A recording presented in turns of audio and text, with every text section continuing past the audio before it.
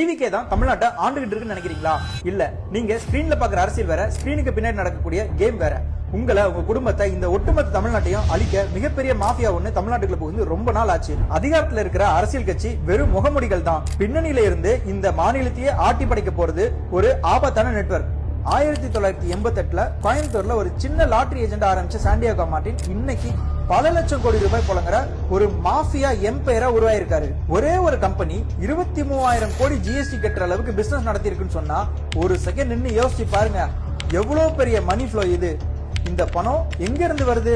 Lottery ticket வாங்குறது கோடீஸ்வரங்க இல்ல, ஒரு நாளைக்கு 500,000 சம்பாதிக்கிற சாதாரண மக்கள் தான். இந்த ஹோப் தான் லாட்டரி பிசினஸ் உடைய பிக்கெஸ்ட் ப்ராடக்ட். ஆனா இந்த கதை லாட்டரியோட நிக்கல. வெறும் பணம் மட்டும் இருந்தா போதாதுன்னு அவங்களுக்கு நல்லா தெரியும். பிசினஸ் எந்த பிரச்சனையும் இல்லாம நடக்கணும், அதுக்கு சட்ட சிக்கல்களை சமாளிக்கணும், அதிகாரத்தில் இருக்கவங்களோட சப்போர்ட் வேணும். அதுக்கு கோடி கணக்குல பொலிட்டிக்கல் டொனேஷன் கொடுத்து இன்ஃப்ளூயன்ஸ் பில்ட் பண்ணலாம்னு நினைச்சாங்கன்னு குற்றச்சாட்டுகள் எழுந்துச்சு. அங்கதான் வருது எலக்ட்ரோரல் பாண்ட். சுப்ரீம் கோர்ட் உத்தரவுக்கு பிறகு வெளியே வந்த எலக்ட்ரோரல் பாண்ட் டேட்டால இந்தியாவிலேயே அதிக எலக்ட்ரோரல் பாண்ட் வாங்கிய நிறுவனம் யாருன்னு பார்த்தா ஃபியூச்சர்ஸ் கேமிங். இது வரைக்கும் இவங்க வாங்கின எலக்ட்ரோரல் பாண்டுடைய வேல்யூ மட்டும் 1368 கோடி. அந்த பணம் ஒரே பொலிட்டிக்கல் பார்ட்டிக்கு மட்டும் போகல.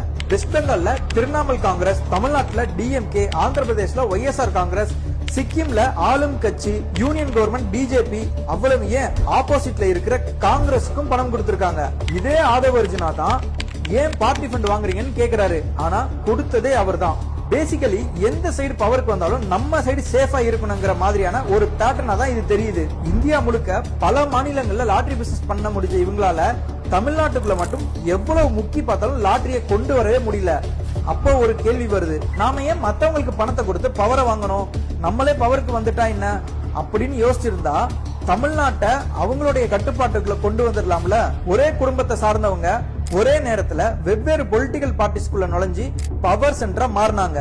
மனைவி லீமா ரோஸ ஏடிஎம்கேக்குள்ள அனுப்புனதா இருக்கட்டும், மகன் ஜோஸ் சார்லஸ கட்சி ஆரம்பிச்சு பிஜேபியோட அலைன்ஸ்ல நிக்க வச்சதா இருக்கட்டும், மருமகன் ஆதவ அர்ஜுனாவை டிவிகேல முக்கியமான பதவியில உட்கார வச்சதா இருக்கட்டும், இதெல்லாம் யதார்த்தமா நடந்த மாதிரிலாம் தெரியல. வெளியில பார்த்தா எல்லாரும் வேற வேற ஐடியாலஜி பேசுற மாதிரி இருக்கும். ஆனா பின்னணியில இருக்கிறது ஒரே ஒரு குடும்பம் தான். ஒரு பக்கம் அவருடைய பொண்ணும் ஆதவ அர்ஜுனாவோட மனைவியுமான டெய்சி மார்டினை வச்சு பிசினஸ் ரன் பண்றாங்க. இன்னொரு பக்கம் மேடை ஏறி லாட்டரி எதிர்க்கிற மாதிரி எனக்கும் அதுக்கு எந்த சம்பந்தமும் இல்லைன்னு ஆதவ அர்ஜுனா பேசுவாரு. ஆனா டிவிகேவை நடத்துறதே அவங்களோட லாட்டரி பணம் தான் ஜோஸ் சார்லஸ் பல இன்டர்வியூல சொல்லியிருக்காரு. இப்போ இவங்களோட அடுத்த கட்ட பிளான் என்னவா இருக்கும் தெரியுமா?